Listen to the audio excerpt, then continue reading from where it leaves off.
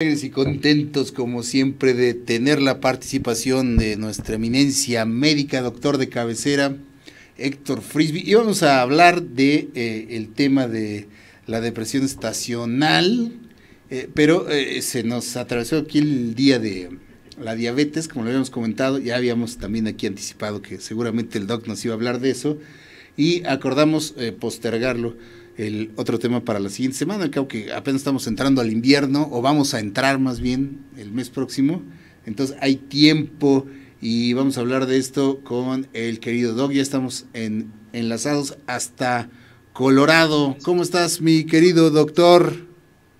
¿Cómo están? ¿Cómo les va? Muy bien, mi querido Doc, muchísimas gracias.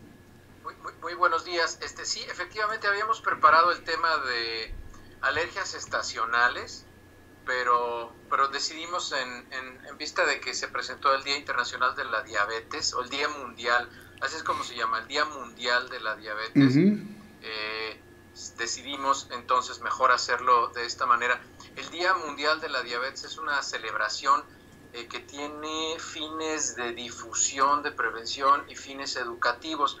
El Día Mundial de la Diabetes fue organizado originalmente por la Federación Internacional de Diabetes, y después la Organización Mundial de la Salud lo tomó como una fecha que debía de recordarse, porque empezaron a observar que las tendencias de la diabetes se incrementaban de manera muy importante, y entonces, bueno, con base en esto decidieron hacerlo cada año. Al principio, cuando se empezó a organizar, era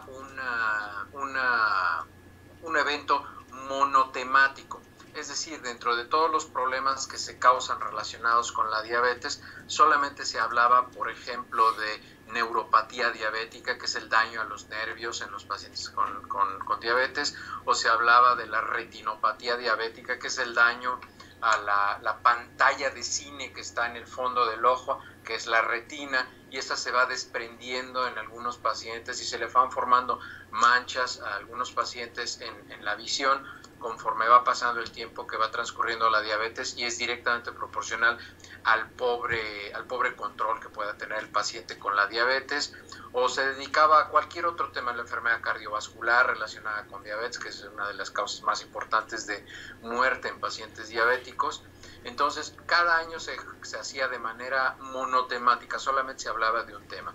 Sin embargo, a partir del 2007, a partir de hace 10 años, se dieron cuenta que, bueno, era tanto de lo que se tenía que hablar de diabetes, y a pesar de tener programas de educación, programas de prevención, la diabetes seguía en aumento y seguía teniendo una incidencia. Acuérdense que la incidencia son los nuevos casos que vamos diagnosticando, y también tiene una prevalencia muy elevada. La prevalencia es los casos que ya existían más los que se van agregando. Entonces, por lógica, si vamos teniendo una incidencia incrementada, pues la prevalencia se va aumentando también. Lo único que hace que la prevalencia no sea tan alta es que la gente se muere. Entonces, la expectativa de vida en los pacientes diabéticos está disminuida. Un paciente con una diabetes pobremente controlada no tiene una expectativa mayor de 65 o 70 años, al contrario de la expectativa de vida general en la población, que es de 80 y algo de años en los hombres y casi 90 en las mujeres. Entonces, es muy importante que entendió la fundación, la Federación Internacional de la Diabetes entendió que había que hablar de todos los aspectos de la diabetes, y que había que enfocarse mucho en la educación y en la prevención.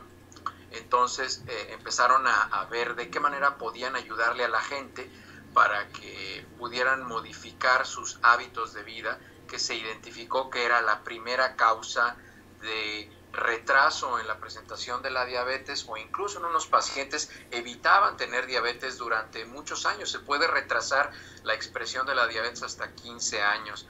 También se empezó a ver particularmente en países como México, que desafortunadamente México tiene el primer lugar, y ahí sí lo tuvimos sin cachirules y sin dar mordida.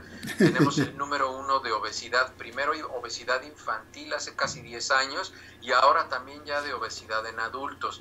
Además, que la población en México tiene una predisposición genética para expresar diabetes con mayor frecuencia que el resto de la población.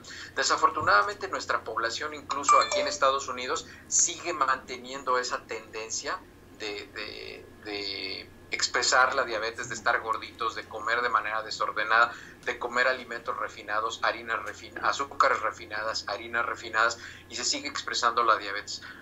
Desafortunadamente nuestros paisanos también, como decimos en México, hacen concha, se vuelven como que no hacen mucho caso, porque es evidente que existe algo, y eso está estudiado e incluso está descrito en los artículos médicos, ustedes lo pueden buscar incluso en Google. Hay algo que se llama la paradoja hispana. La paradoja hispana en salud pública no es otra cosa más que los pacientes hispanos tienen mayor frecuencia de hipertensión, mayor frecuencia de diabetes, mayor frecuencia de obesidad, sin embargo viven más y no hay una explicación posible. Si tú pones un paciente de raza negra o afroamericanos, como les dicen aquí, un paciente de raza blanca o caucásicos, como les dicen también aquí, y un paciente hispano, pones a los tres, y los tres tienen diabetes, los tres pesan lo mismo, los tres tienen los mismos hábitos de vida, los tres no hacen ejercicio, los tres tienen un nivel elevado de colesterol de baja densidad, los tres tienen hipertensión. El que primero se va a morir es el de raza negra, el que segundo se va a morir es el de la raza blanca, y el que más tarde se muere es el de raza hispana. Y no se sabe por qué, y eso se llama la paradoja hispana, y lo están estudiando, por qué es que viven más, y no sabemos por qué. Entonces eso hace que nuestra población haga concha, porque si no, pues se muere antes tal señor, y se muere antes tal otra persona, y no hacen caso. Entonces es muy importante la educación, es muy importante que la gente entienda en este Día Mundial de la Diabetes, que fue el 14 de noviembre, ya fue hace 2 días. Entonces es muy importante que la gente entienda que ellos tienen el control de su vida, que la gente puede evitar padecer todas las enfermedades como consecuencia de la diabetes, porque la diabetes prácticamente no es sintomática hasta que ya los niveles de azúcar son escandalosos y los pacientes caen en coma, sí, una cetoacidosis diabética o alguna cosa así, que tienen que ir a la sala de emergencias. Si no, los pacientes en realidad no se sienten mal, no tienen mayores molestias más que un poquito de mareo, se sienten débiles, tienen muchos sueños, se sienten cansados, pero eso lo atribuyen al estrés, a muchas otras cosas. Entonces no hay síntomas específicos de las etapas iniciales de la diabetes mellitus. Es muy importante que las personas empiecen a ir al médico para que se hagan pruebas de detección temprana. Las pruebas de detección temprana son muy sencillas. Es tomar una muestra de sangre, que incluso se hace con un piquetito en el dedo. No es la glucosa en ayunas, es un valor que se llama hemoglobina A1C, que ya desde hace algunos años es aceptada como una prueba de tamiz o de screening, como se dice en algunos lugares. La prueba de tamiz que se hace en una gota de sangre que se obtiene del dedo, lo que va a ser la hemoglobina esta A1C o hemoglobina glucosilada o glicosilada, como le quieran llamar, no nos da otra cifra más que de todos nuestros glóbulos rojos en el cuerpo, determinado porcentaje pueden estar unidos a azúcar, a glucosa. Si ese porcentaje está por arriba de cierto valor, si está por arriba de 5.5%, nosotros podemos decir que ese paciente está en riesgo. Si está por arriba de 6, nosotros ya decimos que el paciente tiene diabetes. Entonces lo empezamos a tratar a partir de esa prueba de tamiz. Claro, se le hacen una serie de pruebas complementarias que vienen en cascada una vez que se obtienen los resultados anormales, incluso de un paciente de alto riesgo. Entonces, si tenemos un paciente gordito, tenemos un paciente que tiene historia familiar de diabetes y el paciente además tiene 5.8 o 5.9 de hemoglobina A1C, pues es un paciente que es muy probable que esté muy cerca de expresar diabetes. Vamos a decir un paciente que tiene 5.8 de hemoglobina A1C, eso significa que su promedio de glucosa en la sangre es de alrededor de 120 todo el tiempo, en vez de 98, 99, que es lo recomendable. Y lo que pasa es que estos niveles elevados de glucosa en la sangre van deteriorando algunas estructuras del cuerpo al paso de los años. Y como les repito, como es asintomático, los pacientes no se sienten mal, los pacientes no prestan mucha atención. Entonces ya los pacientes pasan a tener tratamiento. En lo que nos gustaría enfocarnos es en la prevención. Otro grupo muy importante de pacientes que necesitan atención son las mujeres embarazadas. Todas las mujeres embarazadas en el segundo trimestre del embarazo, alrededor de la semana 14 a 20, tienen que hacerse algo que se llama el tamiz de glucosa. Les dan un pequeño líquido que contiene una concentración muy alta de glucosa y les miden las concentraciones de glucosa en ayunas 1 hora y 2 horas después. Si esos valores exceden 140 miligramos de glucosa en sangre, entonces la paciente se diagnostica como una paciente con diabetes gestacional.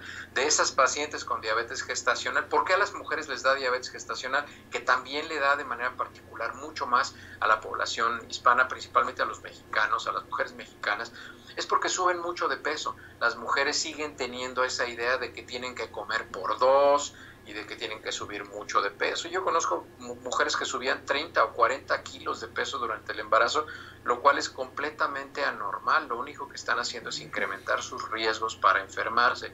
Entonces hay que determinar en la población en general los pacientes que están en riesgo, que tienen prácticas de riesgo. O sea, así como hay prácticas de riesgo sexuales, también hay prácticas de riesgo nutricionales, y ambas terminan con la vida y determinan una pobre calidad de vida.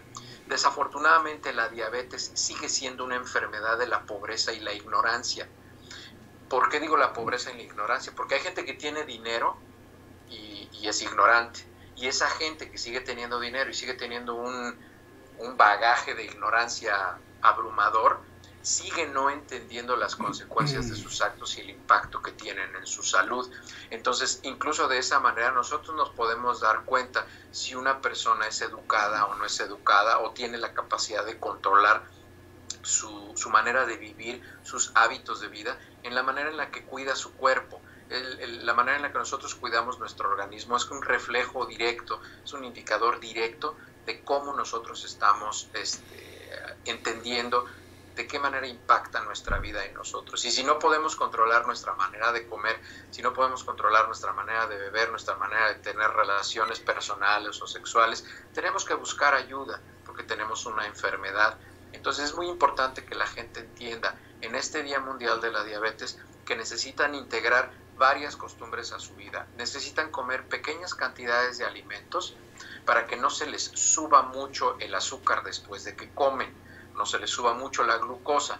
Esto se llama índice glucémico o índice glicémico. Seguramente han oído ustedes hablar. Hay alimentos que tienen un alto índice glucémico, por ejemplo, beberse un refresco de cola, de estos que tienen azúcar refinada, no azúcar de caña, les va a subir la glucosa de manera impresionante en 1 o 2 horas, y después va a haber una caída. Entonces las personas que comen harinas refinadas, azúcares refinadas, alimentos fritos muy grasosos, esa gente va a tener un índice glicémico muy elevado. Es gente que puede alcanzar cifras de 250 hasta 300 miligramos de glucosa en las primeras 2 horas después de que comieron, y eso, bueno, pues les va a causar muchos síntomas. Son personas que comen y les duele la cabeza, se sienten mareados, les da náuseas, y muchas veces se tienen que ir a comer o se ponen somnolientos, y a las 2 horas otra vez van a tener hambre.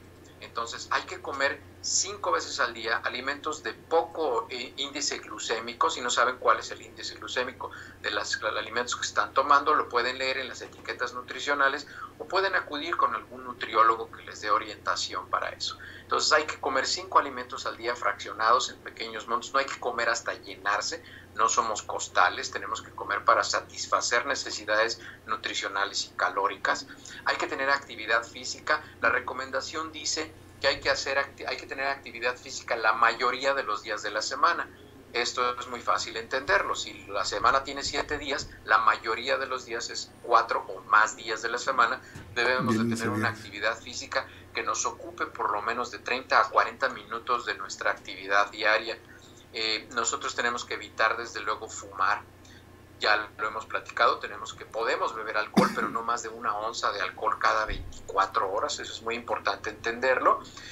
Y nada más que eso. Mantenerse en un peso adecuado, Claro. no comer si no se tiene hambre, sentarse en la mesa solo para comer, no comer de pie, porque la gente muchas veces va a comer y empieza a tomar algunas otras cosas antes de sentarse a comer, y ya cuando llegan a la mesa ya prácticamente están satisfechos.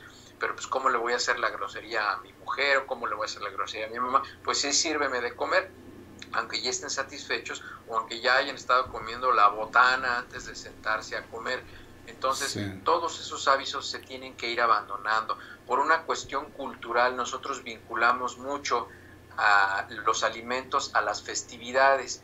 Entonces, imagínense que alguien los invita a su casa a celebrar lo que ustedes quieran, el cumpleaños de alguien, o una boda, o una primera comunión, y no les ofrecen comida en cantidades vastas. Culturalmente vamos a decir, eso fue una grosería porque no nos ofrecieron de comer, lo cual pues no es visto en otras culturas como una grosería. Digo, yo te invité a que me acompañaras a mi matrimonio, te invité a que me acompañaras al bautizo de mi hijo, pero no te acompañé a darte de comer, no te invité a darte de comer. O sea, eso no es una responsabilidad que se entiende en otras sociedades, pero en nuestra sociedad, no, claro que tiene que haber la cena y el pozole y los chilaquiles del día siguiente y 50 cajas de alcohol y cosas de ese tipo. Entonces nosotros estamos muy acostumbrados culturalmente a vincular el saciarnos de alimentos de manera irracional con las celebraciones festivas, y no necesariamente tiene que ser así. Digo, se puede ofrecer un pequeño bocadillo, un vaso de alcohol, de un vino o alguna agua de horchata, o sea, pero estamos muy acostumbrados a vincular los alimentos, y eso es lo que impacta realmente. Aquí se llega a la mesa y no a la misa, doctor, ¿no? La mayoría de los invitados no va y no participa de la esencia de la ceremonia a la cual se les está invitando, y solamente se aparecen a la fiesta, al baile, al alcohol, a la comida. Y eso es una cuestión cultural muy bien vista. En otras culturas, como les digo, si tú no te presentas a la ceremonia, pues no tienes cara para presentarte al o a la fiesta que se va a ofrecer después, porque yo ya no participé de la parte esencial de lo que tú estás celebrando. Pero en México no está tan mal visto que la gente, vas a la iglesia, hay 30, 40 personas y vas al salón de fiestas, es más, 300. Ya hasta los están esperando en el salón de fiestas 150 personas, ¿no? Listas para comer, y además van a criticar la comida, y los que más se emborrachan son los que más mal van a hablar, y que estaba frío, y que el alcohol era de corriente, y que muchas cosas. Entonces, son cuestiones culturales que si nosotros damos un paso atrás, por ejemplo, parte de la tradición, personas como nosotros que tenemos la oportunidad de salirnos del país y vemos desde afuera, ya nos damos cuenta que hay rasgos culturales muy vinculados con costumbres cotidianas que van llevando a un grupo de enfermedades como la diabetes, que es una enfermedad que está vinculada al desorden en los hábitos de vida y al desorden en la dieta. Entonces es muy importante atender esas señales, muy importante que la gente vaya nuevamente. Yo los invito a que a partir de los 30, 35 años, una vez al año vayan al médico para que vayan detectando de manera temprana cuáles son los factores de riesgo.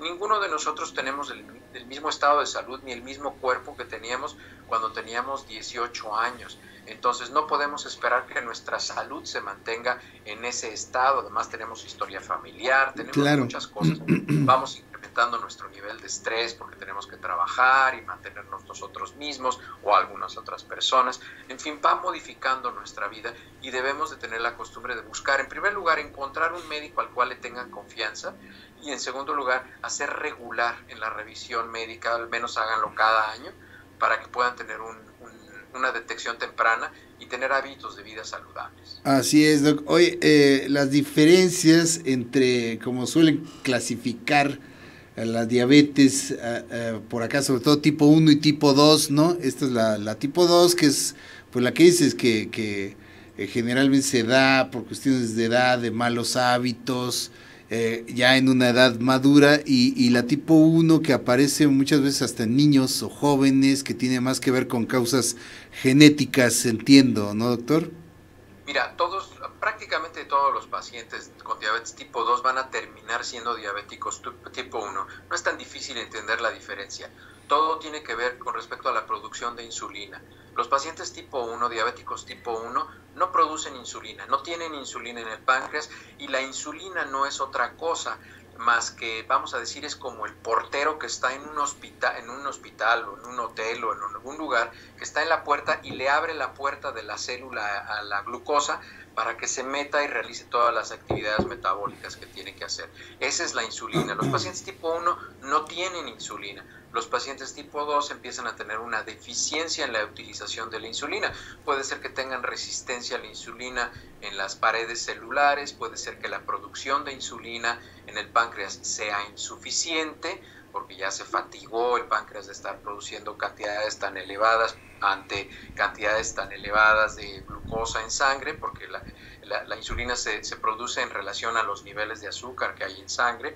Entonces, es muy importante que los pacientes entiendan la diferencia. Los pacientes diabéticos tipo 2 son los pacientes, también hay una carga genética muy importante para estos pacientes, claro, pero son pacientes que no tienen una eficiencia en la utilización de la insulina que todavía tienen, y los pacientes tipo 1 no tienen insulina. Entonces, esas son las dos diferencias. Hay algunos pacientes que se pueden presentar con diabetes tipo 1 en la infancia, que son pacientes que, pues, habitualmente, fíjense que es muy interesante, los pacientes tipo 1 que se les manifiesta la diabetes antes de la adolescencia, son gente muy educada, son gente que ha entendido qué es lo que tienen que hacer y ya tienen un estilo de vida. Es más fácil ver complicado un paciente con una diabetes tipo 2 como consecuencia de malos hábitos de vida que ver un paciente tipo 1 complicado. Desafortunadamente, los pacientes tipo 1, bueno, pues tienen una diabetes, podríamos decir, más agresiva, más demandante, porque si no se inyectan insulina,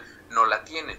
Los pacientes tipo 2 tienen insulina, no funciona eficientemente por resistencia a la insulina o por producción insuficiente, pero no tienen tanta demanda de estarse aplicando insulina. Con el paso del tiempo, el páncreas se va a fatigar, las células beta del páncreas, que son las que producen la insulina, se van a fatigar y el paciente va a necesitar empezar a inyectarse insulina. Y esta es una idea, fíjense, seguramente ustedes han oído, no, a mí no me gusta ponerme insulina, eso dice la gente de 40 o 50 años o mayor, a mí no me gusta empezarme a poner insulina porque me va a dejar ciego, porque la gente relaciona que ya tiene que empezar a utilizar insulina con que se va a quedar ciego. Pero si ustedes entienden lo que hemos estado platicando, no es que se queden ciegos por la insulina, es que cuando ya tienen que empezar a usar insulina es porque no han tenido un cuidado apropiado de su diabetes, ya fatigaron el páncreas, ya se cansó de producir insulina, entonces ya no les sirven los medicamentos que optimizan el uso de la insulina que tu cuerpo produce, ya necesitan insulina de afuera. Pero los pacientes, como no van a decir, ¿sabes qué? Me voy a quedar ciego porque he tenido una vida muy desordenada, no he seguido las recomendaciones del doctor, sigo gordo, no tengo cuidado de mí, he sido irresponsable y por eso me voy a quedar ciego, porque desde el principio yo entendí que la diabetes me podía dejar ciego si yo no tenía un buen control. Obviamente no van a decir eso, le van a echar la culpa a la insulina o al vecino o al eclipse o a cualquier cosa que esté fuera de ellos, porque son pacientes que no tienen todavía el nivel intelectual para asumir la responsabilidad. La disciplina. Hoy, la insulina no deja ciego a nadie, es la diabetes mal controlada. Claro, hoy en día prácticamente un diabético puede llevar pues una vida normal prácticamente, doctor, digo, con sus respectivos cuidados y un tratamiento adecuado y personalizado, como nos dice siempre, porque también son casos individualizados los que hay que ver de acuerdo al tratamiento que debe seguir cada uno de ellos, pero actualmente con estos tratamientos prácticamente se puede llevar una vida normal en todos los sentidos, incluso en el lado de la sexualidad, porque también es uno de las consecuencias que tiene la diabetes, ¿no? Para muchos el pie diabético, las amputaciones, prácticamente son cosas del pasado, siempre y cuando el paciente esté atendido y siga las recomendaciones médicas, doc. Así, mira, desde siempre el tratamiento inicial de los niveles elevados de glucosa en un paciente, si es que se hace un diagnóstico temprano, si identificamos que el paciente tiene una hemoglobina A1C de alto riesgo, el tratamiento inicial siempre ha sido dieta y ejercicio y modificación de los hábitos de vida, siempre. Y si un paciente atiende a eso, yo he tenido pacientes que tienen una glucosa de riesgo, platico con ellos, les platico con la claridad que procuro platicarle a los pacientes, y muchos de ellos lo entienden, y créeme que ha habido pacientes que han retrasado la expresión irreversible de la diabetes 10 hasta 12 años después de mi conversación inicial. Si llegan a los 35, 37 años con niveles elevados de glucosa o de alto riesgo, platico con ellos, no regresan sino hasta los 48 o 50 años, que bueno, pues ya se fatigó el páncreas, ya las células generaron mayor resistencia, entonces ahora sí hay que empezar tratamiento. Pero fíjense, un paciente que se le diagnostica diabetes a los 35 o 40 años, que no tiene buen control de su diabetes, es un paciente que reduce su expectativa de vida por unos 15 o 20 años. Hay personas que dicen, bueno, pues a mí no me importa, me muero joven, eso a mí no me interesa, yo vine a vivir, no a durar. El problema está en que si no llevan buen control de la diabetes, su calidad de vida va a ser espantosa, o sea, van a vivir en unas condiciones terribles, van a vivir cansados, van a vivir con dolor, van a vivir con dificultad respiratoria, no van a dormir bien, van a tener apnea del sueño, van a tener hipertensión, su función sexual va a estar deteriorada, tanto en hombres como en mujeres, su estado de ánimo va a estar deteriorado, porque los pacientes diabéticos se deprimen con mayor facilidad, en fin, una serie de factores. Y la posibilidad de las amputaciones, ¿no, doctor? Como los pies, claro, sobre todo, el pie diabético, ¿no? Muy disminuida, y van a llegar a las amputaciones. El punto de las amputaciones, ¿por qué suceden las amputaciones? Porque miren, los primeros vasos sanguíneos que se afectan son los vasos sanguíneos chiquitos que abrazan los nervios. Esto ya lo hemos platicado. Eso se llama el vasa nervorum, es el nombre de estos vasos sanguíneos. Son muy chiquitos, son más o menos como 16 a 20 veces más delgados que un pelo. Entonces, la sangre ya no llega a esos lugares, entonces esos vasos sanguíneos se matan al nervio al que tenían que estar nutriendo, entonces los pacientes dejan de sentir. No es poco frecuente que esos pacientes tengan lesiones en los pies, pequeñas cortadas o picaduras o lo que sea. Se infectan. Entonces esas lesiones se infectan. El sistema inmunológico no funciona de manera ideal en los pacientes diabéticos, además que la sangre es como jarabe para hot cakes en los pacientes. Entonces las bacterias se reproducen mucho más en un ambiente rico en glucosa, y entonces la proliferación bacteriana es mucho mayor. El sistema inmunológico favorece que haya bacterias que incluso son bacterias oportunistas, como si el paciente tuviera inmunodeficiencia. Entonces el paciente tiene infecciones muy avanzadas y hay que hacerles la amputación, porque pues prácticamente ya no hay curación, ha avanzado, y el riesgo está en que la infección que estuvo inicialmente en la piel, tejido subcutáneo, pase a la sangre o a tejidos más profundos como el hueso, cause una osteomielitis. Entonces el tratamiento es amputar la extremidad o parte de la extremidad. ¡Qué barbaridad!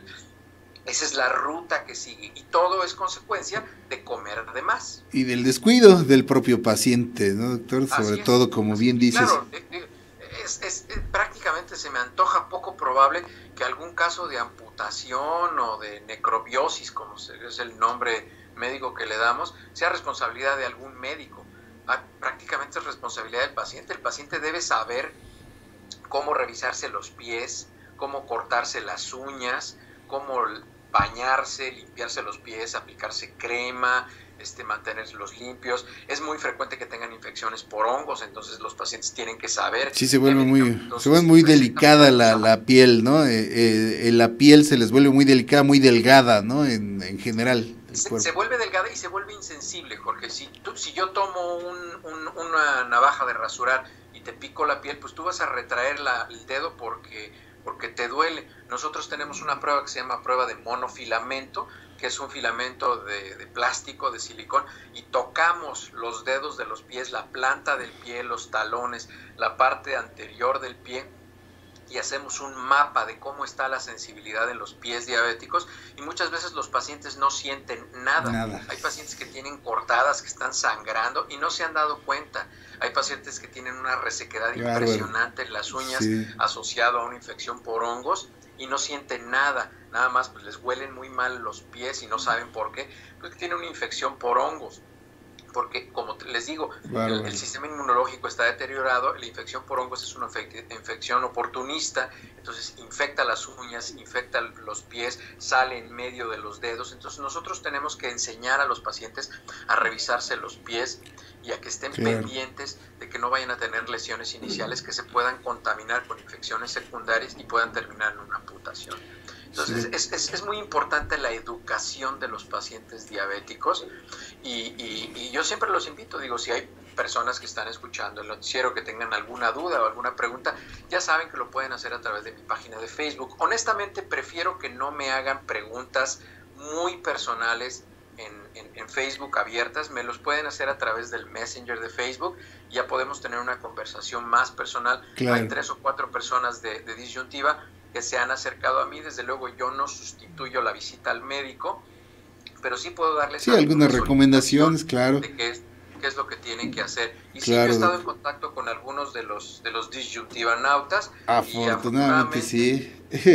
Cosa que te agradecen mucho. Algunos problemas de salud que han atendido posteriormente. Oye, nada más ya para finalizar, sobre el asunto de los mitos, como en todas las padecimientos y los conocimientos empíricos que hay sobre todas estas enfermedades, eso de que te da diabetes por un susto, no, que dicen, ay, mira, es que le dio el susto y le dio diabetes, ¿no? Cuando te asustas, tu cuerpo produce una sustancia que se llama adrenalina, y la adrenalina bloquea una de las enzimas que causa el metabolismo del azúcar, que se llama glucosa 6-fosfato deshidrogenasa.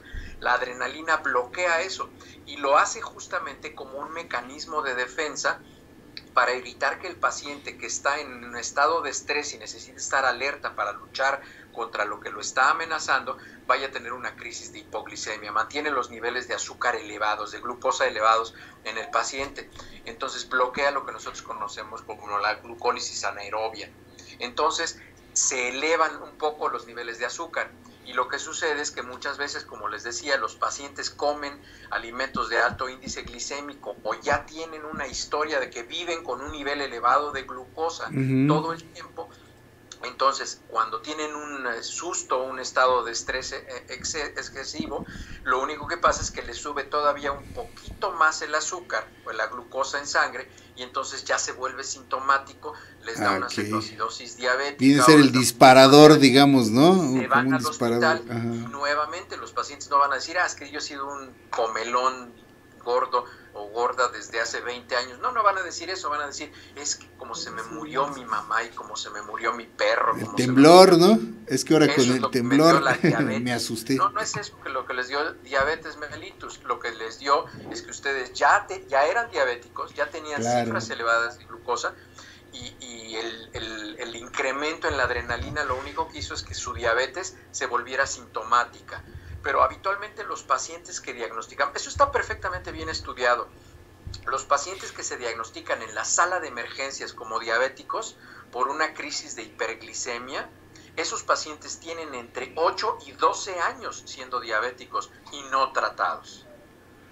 Muy bien, doctor, pues excelente, sí, siempre el agradecimiento de todo nuestro auditorio. Por ejemplo, te dice Luis Mendoza, Doc, ¿qué sabe usted de la infusión de hojas de níspero para la diabetes?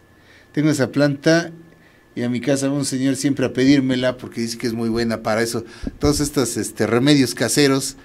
Pues mira, digo, hay muchas hierbas que las hierbas tienen un alto contenido de fibra, como la sábila, como este tipo de plantas, que si tú las tomas, si tú pones un contenido alto de fibra en el estómago, es como comer fibra antes de sentarse a tomar tus alimentos.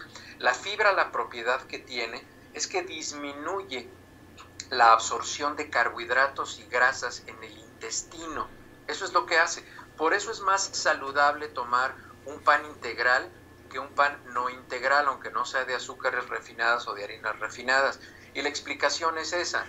El pan que contiene fibra, lo que va a hacer es que esa misma cantidad de azúcares que se contienen en el pan disminuye la absorción de azúcares del pan no integral y por lo tanto el índice glicémico del pan es mucho menor que del pan que no es integral, y es porque no se absorben las azúcares y las grasas. Esa es la explicación científica y nutricional de que por qué el tomarte un jugo de sábila o un licuado de sábila con piña te disminuye la absorción de azúcar, donde puede bajar el azúcar, porque no se absorbe la glucosa a nivel intestinal. Hay mucha gente que tiene la costumbre de tomarse unas capsulitas de alga espirulina media hora antes de comer, y entonces ya esa alga espirulina, que no es otra cosa más que fibra, el alga no tiene ninguna propiedad nutricional, nada más es fibra, lo que va a hacer es que se va a pegar a las paredes del intestino, y cuando el azúcar y las grasas pasen por ahí,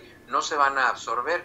Claro. Entonces, en esa manera ayuda a prevenir que se eleven mucho o que haya un índice glicémico elevado de ese alimento. Entonces, no es que los alimentos que contengan fibra, por ejemplo, lo más fácil, el pan integral y el pan no integral, si ustedes ven la tabla nutricional, el contenido de calorías es exactamente el mismo. La única diferencia es una diferencia mecánica que va a evitar que se absorban los nutrientes a nivel intestinal. No es que sean curativos, sino que son pues paliativos, digamos, ¿no? Para que eventualmente Todo esto es complementario, no hay una dieta mágica, no hay una píldora mágica, no hay nada mágico. Es una disciplina y un orden en nuestra vida cotidiana lo que nos va a llevar a largo plazo a tener los resultados. Pero vivimos una cultura occidental, y la cultura occidental tiene algo que se llama la gratificación inmediata. La gratificación inmediata es que yo quiero sentir rico ahorita y en este momento. Las consecuencias a largo plazo no me interesan. Claro. Y el problema es que tomamos eso como estilo de vida, y entonces vivimos cada día de nuestra vida en un contexto mental de gratificación inmediata, y eso es muy peligroso desde muchos puntos de vista, y la salud no es una excepción. Sí, como ya lo hemos comentado, bueno, pues siempre está cualquier tratamiento alternativo que usted quiera tener, si le da alguna mejora o siente usted o cree, pues tomarlo, sin descuidar, claro, su tratamiento médico, doctor, ¿no? Si quiere ir con el brujo, con el curandero, siempre mientras no contraindique el tratamiento médico o le recomienden que deje de tomar sus medicinas, entonces pues puede seguirlo haciendo si es que esto le da alguna satisfacción. Mira, ¿no, porque doctor? las soluciones místicas, digo, y lo lamento porque yo sé que mucha gente las tiene, y soluciones místicas van desde lo que es religiosamente estructurado en una religión hasta ir con el brujo o el curandero, como lo dices tú. Lo único que nos refleja es que el paciente tiene un abandono al contexto de responsabilidad individual en el que tiene que transitar. O sea, quiere poner afuera de él el control de lo que le está pasando. Y en enfermedades como la diabetes, el control de la enfermedad está en el paciente. Claro. No está en que le pasen una rama de pirul y que le pongan incienso. Gallina negra. De gallina negra por cualquier rincón del cuerpo. Eso no le va a modificar si no modifica su estilo de vida. Claro, doctor, pues como siempre, muchísimas gracias por todo este conocimiento que nos proporcionas para estar atentos al cuidado de nuestra salud. Doctor, te mandamos un abrazote y todo nuestro agradecimiento, como siempre. Me quedo esperando la consulta la próxima semana. Ahora sí, ya con el tema prometido, ¿verdad? Ya la próxima semana. Claro que sí, ya hablamos de la depresión estacional o los cambios emocionales estacionales. Les mando un abrazo y que tengan un buen fin de semana. Igualmente para ti, mi doctor, todo nuestro agradecimiento de aquí de parte del auditorio de Disyuntiva TV. Vamos a hacer un corte, queridos amigos, gracias por su siempre muy activa, por eso luego nos extendemos acá con el doc, le robamos cada vez más tiempo, porque siempre están metidos en el chat, muy interesados con los temas, desde luego, del salud del doctor